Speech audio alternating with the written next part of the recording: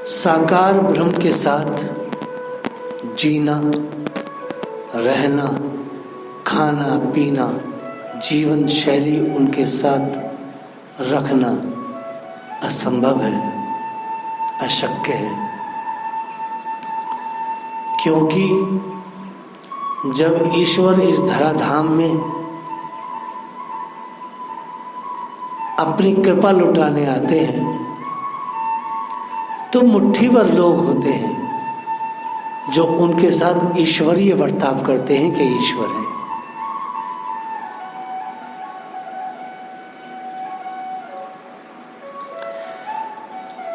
श्री द्वारका में राधा रानी श्री कृष्ण निकुंज भवन में बैठे हैं, जो विश्वकर्मा जी द्वारा रचित है। सैकड़ों गोपियां अपने अपने स्वरूप में वहां सेवाओं में हैं। यह वह समय है जब 100 वर्ष हो चुके थे और कुरुक्षेत्र से ब्रजमंडल की यात्रा करके परात पर श्री कृष्ण किशोरी जी को और गोपियों को लेकर के, अपने बाल सखाओं को लेकर के, जो उनकी इच्छा से, उनकी कहने से उनके साथ धाम से पृथ्वी पर अवतरित हुए थे, उनकी सेवाओं के लिए, उनकी कीर्ति के विस्तार के लिए। क्योंकि वो ग्वारिया ऐसे वैसे नहीं, वो धाम से आए।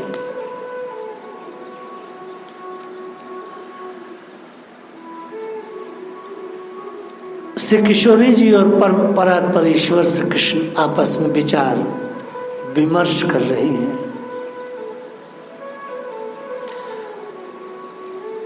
आज तक की जो लीलाएं थी वो सब चल रही थी। अब ये वह समय है जब राधा रानी स्वधाम गमन करने की इच्छा है, क्योंकि विधि के क्षेत्र में भगवान भी अधिक समय नहीं रह सकते। यह वह समय है जब श्री गोपियां भी अब भगवान के धाम जाने की, और ये बेला बड़ी कठिन थी।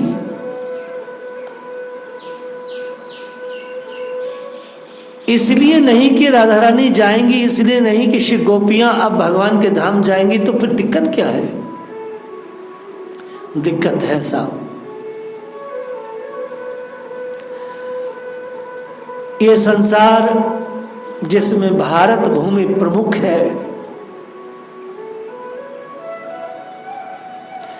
यूं तो धरती, समस्त धरती सुंदर है, लेकिन इस धरती पर यदि कहीं भक्ति है, कहीं ज्ञान है, थोक के भाव वैराग्य है। भारत के कोने कोने में वैराग्य भरा पड़ा है। अब कहीं जाति वर्ग जाओ, हर गांव मोहल्ले में, गली में, कूचे में, नगर में वैरागी मिल जाएंगे, ज्ञानवान मिल जाएंगे। भक्तों का तो ठिकाना ही नहीं। भारत में जन्मना ही अपने आप में एक भक्ति है। तकलीफ इस बात की है श्री कृष्ण को, श्री किशोरी जी को, कि अब समय है जाने का। और ये जो बगिया हमने लगाई है भारत भूमि पर, भक्तों के स्वरूप की जैसी, जिधर देखो उधर भक्ति ही भक्ति है। भगवान जानते हैं कि अब कली का प्रथम चरण आएगा और ये सब नष्ट भ्रष्ट हो जाएगा। यह जो मैंने इतना प्रेम वितरण किया है, ये सब लोग कली काल के प्रभाव से भूल जाएंगे। सूर्य जी ने गाया भी है, और 2 पदों में बात आती है। एक पद में ब्रजवासी कह रहे हैं द्वारका लीला के अध्याय में, कि हे कृष्ण, हे हरि, हम तो बार बार तुम्हारा आह्वान इसलिए करते हैं कि पुरातन प्रेम है आपसे, आपके बिना रहा नहीं जाता है। और एक पद में श्री कृष्ण ने स्वयं ब्रजवासियों से कहा है, हे ब्रजवासियों, तुम्हारा मुझसे पुरातन प्रेम है, मैं तुमसे पुरातन प्रेम मानता हूँ। ये आज का नाता नहीं, ये हजारों कल्पों का नाता है। इसलिए मैं पुनः पुनः तुम्हारे बीच में प्रकट होकर के तुम्हें प्रेम देता हूँ। मैं मजबूर हूँ, बिना प्रेम के मैं रह ही नहीं सकता, तुम्हें दिए बिना नहीं रह सकता, और तुम भी मुझसे प्रेम पाए बिना न रह सकते हो।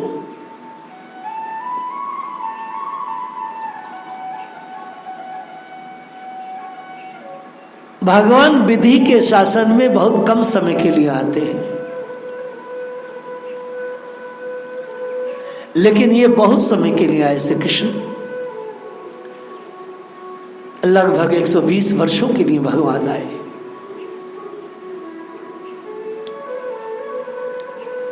भगवान को यही फिक्र है इन वैष्णवों का क्या होगा।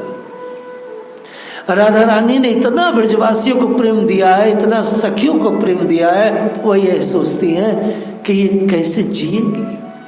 प्रिया प्रीतम आपस में विचार विमर्श कर रहे हैं कि अब तो आने से रहे, ये तो हम लोग विधि के कहने से आए हैं, अब आगे कैसे आए। भगवान कलिकाल में देवताओं के आह्वान से नहीं, वह तो वैष्णवों के आह्वान से आते हैं। वैष्णव आह्वान कैसे करते हैं? ठाकुर जी का दिन रात नाम लेते हैं, नाम स्मरण करते हैं, परमात्मा प्रकट होते हैं कुटस्थ भाव में। श्रीमद् भागवत का 3रा स्कंद यही कह रहा है।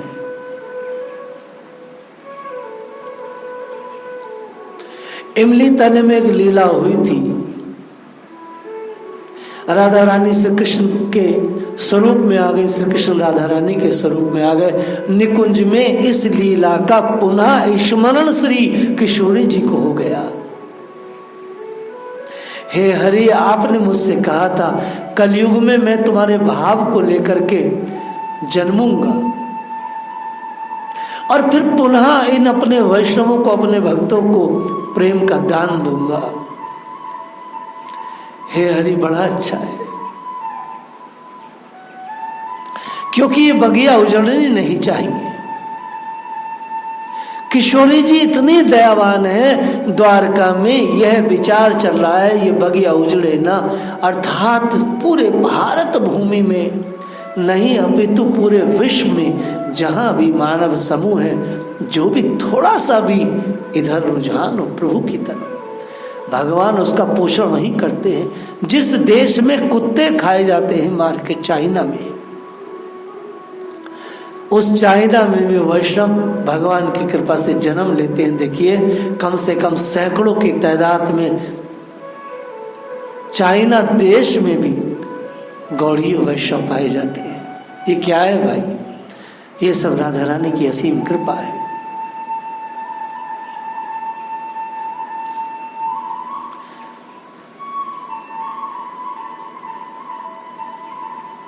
उद्धव ने जो गोपियों को ज्ञान दिया,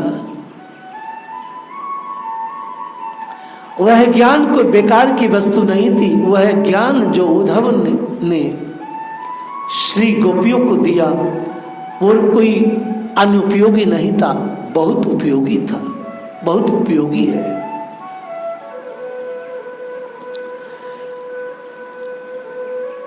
एक 108 उपनिषद, 18 पुराण, पंचम वेद, महाभारत, जिस ज्ञान का वितरण उद्धव जी ने अपने मुख से श्री गोपियों के सम्मुख रखा, वह पूरा का पूरा ज्ञान हमारे इन सब शास्त्रों में जिनको मैंने बोला है 80% है।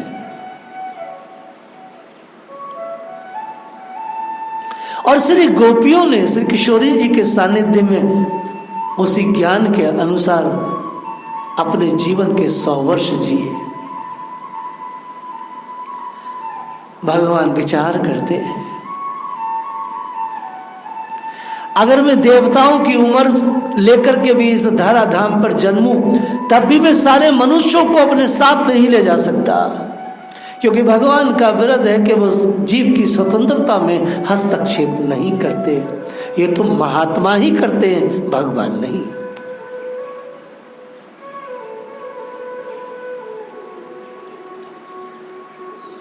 भगवान नहीं करते। ये तो करोड़ों करोड़ों जन्मों का पुण्य है, और कल्पों कल्पों के भगवान से हमारा नाता है कि भगवान बार बार आते हैं, बार बार हमें स्नेह प्रेम देते हैं, अपना एड्रेस देते हैं, स्वयं को देते हैं। विचार करने की बात है, जब भगवान इस धरा पर जन्मे, आए, प्रकट हुए, कितने लोगों ने उनको ईश्वर माना। मुट्ठी भर लोग थे, कोई गाली दे रहा है उन्हें, कोई कुछ कर रहा है, कोई कुछ कह रहा है। मुट्ठी भर लोग थे जिन्होंने उन्हें ईश्वर माना। स्वयं गोपियों ने भी उन्हें नंद का टोटा समझ करके भजा। आगे चल के वो पवित्र हुई, ये बात अलग है, लेकिन कौन मानता है उन्हें ईश्वर।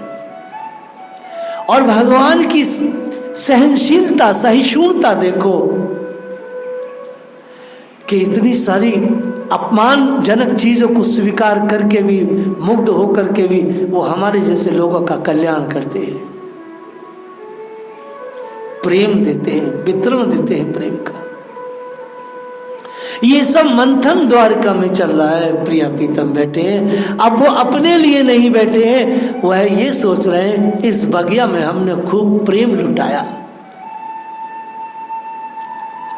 अब ये बगिया उजड़ेगी, अब हम जाएंगे। देखिए, आपने विचार किया होगा, कोई बहुत बड़ा जहाज हो, जब सूर्य जी ने अपना देह त्यागा तो प्रातःकाल जल्दी से आए, मंगला में आए और दर्शन आरती का पद भी गा के चले गए, बड़ी जल्दी थी। महाप्रभु ने कहा गोसाई जी ने कि कहाँ गए सूर्य जी? बोले महाराज आज तो बोले जल्दी बहुत है भाई, जा रहे हैं। तो गोसाई जी ने कहा कि आज पुष्टि मार्ग का जो बड़ा जहाज है, जिस जहाज पर, जिस भावना के जहाज पर बैठ करके हम लोग पद का रस लेते थे, आज ऐसा लगता है ये जहाज डूब जाएगा। और महाप्रभु की आरती में मन नहीं लगा, जल्दी जल्दी सब कुछ करा, और करके जब सूर्य जी के पास पहुंचे तो सूर्य जी छाती धरती से लगा के ऐसे कौलिया भर के यूं करके जैसे दंडवत करते हैं, दंडवत करके लेटे हुए थे। अंतिम सांस था, भगवान का चरणों तक लेके आए थे, मुंह में डाला, इतना पूछा भगत जी ये उल्टे कैसे लेटे हो? सीधे लेटते ऐसे, ऐसे उल्टे क्यों लेटे हो? तो सूर्य जी ने कहा, अंतिम शब्द में भी वो देखो सूर्य जी ने क्या कहा, चरित्र में बात आती है। सूर्य जी ने कहा महाराज सारी जिंदगी तो ब्रजभूमि के सम्मुख रहा, आहा, सारी जिंदगी ब्रजभूमि के सम्मुख रहा, अब अंतिम समय में ब्रजभूमि से पीठ दिखा के कैसे जाऊं महाराज? मैं तो ब्रजभूमि की कौलिया भर के आलिंगन करके ही अपने प्राण त्यागना चाहता हूं। और ये कह के जय श्री राधे अपने प्राणों को यूं मानो कि ब्रज की भूमि में, रज में उन्होंने विलीन कर दिया। तो भगवान जब जाने की इच्छा रख रहे हैं, अब जाना है, श्री किशोरी जी को भी धाम जाना है, तो फिक्र क्या है? फिक्र है जिस प्रेम से संसार की बगिया को, भक्तों की बगिया को लगाया है, वो उजड़े ना। निकुंजों में अब चीजें ये चलती हैं, वह जो 100 वर्षों तक विरह था, वह जो 100 वर्षों तक लीला कर्म थे, बस उन्हीं की परस्पर विनिमय चर्चा श्री गोपी जनों के साथ श्री कृष्ण की हो रही है। हमारे बाबा कहते थे जब राधा रानी द्वारका पहुंच गई तो श्री किशोरी जी ब्रजवासियों की कथा को भगवान को सुनाती, और भगवान भारत भूमि पर जो जो कार्य किए परस्पर प्रिया प्रीतम एक दूसरे को कथाएं सुनाते। पूरी कथा इतिहास वार्ता में दिन रात बीत जाता। कब दिन हुई कब रात हुई, वह मिलन जो थे ब्रज के मिलन से अलग था, क्योंकि इतने गहरे आयामों में जीवात्माएं डूब गई थी, आत्माएं डूब गई थी भगवान श्री किशोरी जी में, किशोरी जी भगवान में। एक दूसरे की साधारण जगत में भी देखा गया है, 10-20 साल में हम लोग मिलते हैं तो एक दूसरे के जीवन की घटनाओं को एक दूसरे के सामने रखते हैं, हाँ या ना।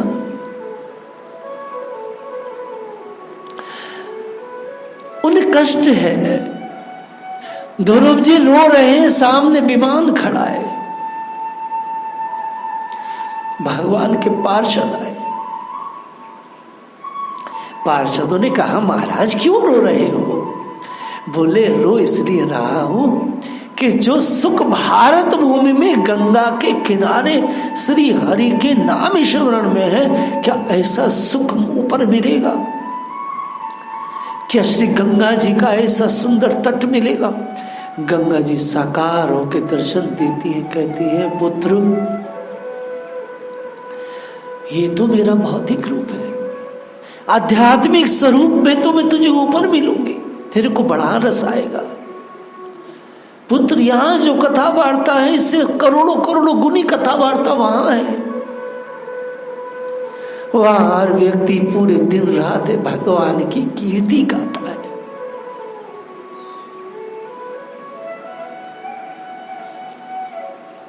पुत्र वो तो बड़ा सुंदर है क्षेत्र जहां तू जाने वाला है। इसलिए राधा रानी ब्रजभूमि को याद कर रही है, पुराने दिनों को याद कर रही है। कहाँ याद कर रही है? श्री कृष्ण के अंक में बैठी हुई गोपियां झुरमुरों में खड़ी हुई, ओटी हुई, छुपी हुई झाड़ियों में प्रिया प्रीतम को निहारते हुए उनकी उन कथा वार्ताओं में डूबी है, मगन है। देखो श्री हरि कैसे अपने भक्तों के लिए बातें कर रहे हैं कि कैसे इनका पोषण करें, कैसे आगे की चीज चले।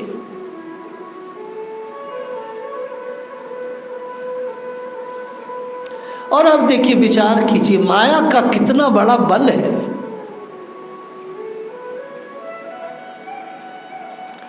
माया का इतना बड़ा बल है कि भगवान श्री चैतन्य महाप्रभु श्री दाऊ जी निताई चांद के नाम से जन्मे, 550 साल पहले उन्होंने फिर प्रेम का वितरण दिया कृष्ण बलराम ने। कितने लोगों ने माना? मुट्ठी भर।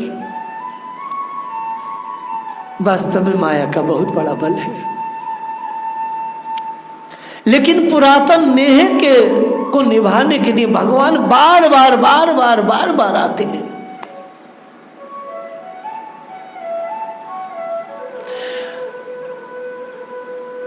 बिहारी जी के प्रकटकर्ता हरिदास ठाकुर ललिता जी के अवतार थे। हम गहवर में रह रहे परम पूज्य प्रातः रमेश बाबा जी महाराज को भी व्रजवासी कहते, ये तो ललिता जी ही है। और वास्तव में आप बाबा को देखो, बाबा का विशाल काय शरीर है, लेकिन बाबा के आपने हाथ पर चरण देखे? बाबा का चरण बड़ा छोटा सा है। गंवार आदमी का चरण बहुत बड़ा होता है, बाबा का जो चरण है, चरण कमल बिल्कुल छोटा सा है। आप उनका चरण देखो, और छोटा सा। तो ये क्या है? भागवत कहती है महापुरुष भी सखियां मंजरियां लवंग मंजरियां सहचरियां स्वयं श्री कृष्ण भी, और जो भक्ति के बड़े बड़े एलिमेंट्स हैं वो सब के सब इस कली काल में महापुरुषों के रूप में, कोई कैसे रूप में कोई कैसे रूप में अवतरित होकर के भक्तों की साध पूरी करता है। हर भाषा में, हर प्रांत में, हर जगह भगवान के भक्त आज पर्यंत तक अवतार ले रहे हैं। जिसमें भी कुछ विलक्षणता देखो, संसार देखो पीछे, आप समझ जाओ ये भगवान के धाम से कोई विशेष कार्य करने आया है। अभी तो ऐसी बात कहाँ होती है। और उनको भगवान ना मानने लगे,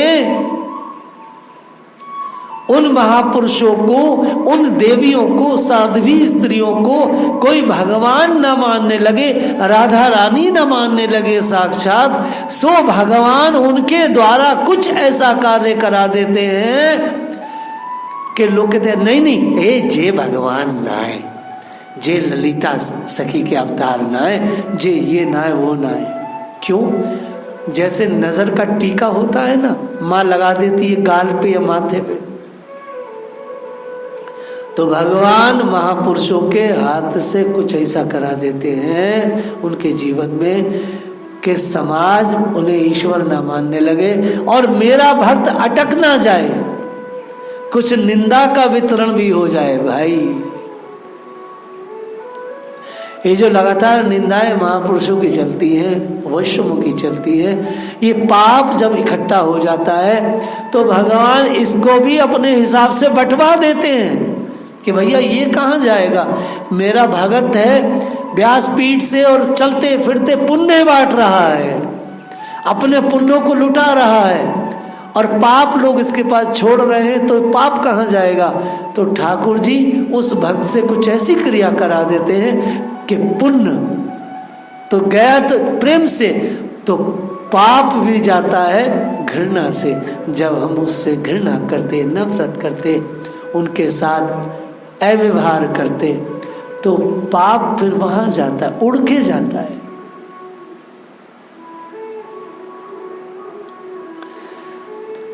इतने दयालु कहाँ मिलेगा कोई। वह पुराण पुरुष इस धरती से अब अपनी लीला श्रवण कर रहे हैं, तब धरती पर जो उनकी बगिया है उसका चिंतन प्रिया प्रीतम कर रहे हैं,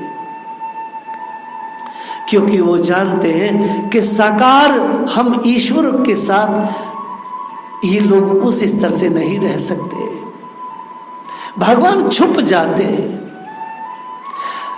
क्योंकि हम मूर्तियों से व्यवहार बना लेते हैं, काष्ठ से, चित्र से, लेकिन जब ईश्वर सामने होता है उनसे व्यवहार नहीं बना पाते हम लोग, अल्पज्ञता के कारण, अयोग्यता के कारण। लेकिन ठाकुर जी को देखो, वह व्यवहार भी सिखाते। आप कल्पना करें, मैं इस बात को यहां से जोड़ रहा हूं कि प्रभुपाद जी, परम पूज्य प्रातःस्मरणीय प्रभुपाद जी जब अमेरिका गए तो पाश्चात्य जगत के लोगों को उन्होंने स्वयं गुरु का पूजन कैसे हो, गुरु के साथ व्यवहार कैसे हो और भगवान के साथ कैसे हो, प्रभुपाद ने सिखाया। कितना बड़ा पेशेंस था प्रभुपाद के पास। यही स्थिति आचार्यगण आते हैं, सिखाते हैं, भाई हमारा पूजन करो, भाई हमारा तिलक लगाओ, भाई ऐसे गुरु पूजन होता, ऐसे होता, वैसे होता है। वैसे ही भगवान धरा धाम पर आकर के व्यवहार सिखाते हैं। कितना पेशेंस होता है। जिस सभा में श्री कृष्ण का पूजन हो रहा है, उसी सभा में श्री कृष्ण को शिशुपाल गालियां दे रहा है। वो ठाकुर जी है। इतनी सहन शक्ति संसार में किसके पास हो सकती है? हमारे जैसे तुच्छ लोगों के पास ऐसी शक्ति कहाँ है? हम लोग भगवान का प्रतिनिधि बन करके घूम रहे हैं, लेकिन वास्तव में हम हैं कहाँ? कुछ नहीं, तुच्छ लोग हैं। परम पूज्य डोंगरे जी महाराज कहते थे, हमारे जैसे साधारण लोगों का कार्य नहीं है जगत का कल्याण करना। जगत का कल्याण तो महापुरुष करते हैं, हम अपना ही कल्याण कर ले तो बहुत है।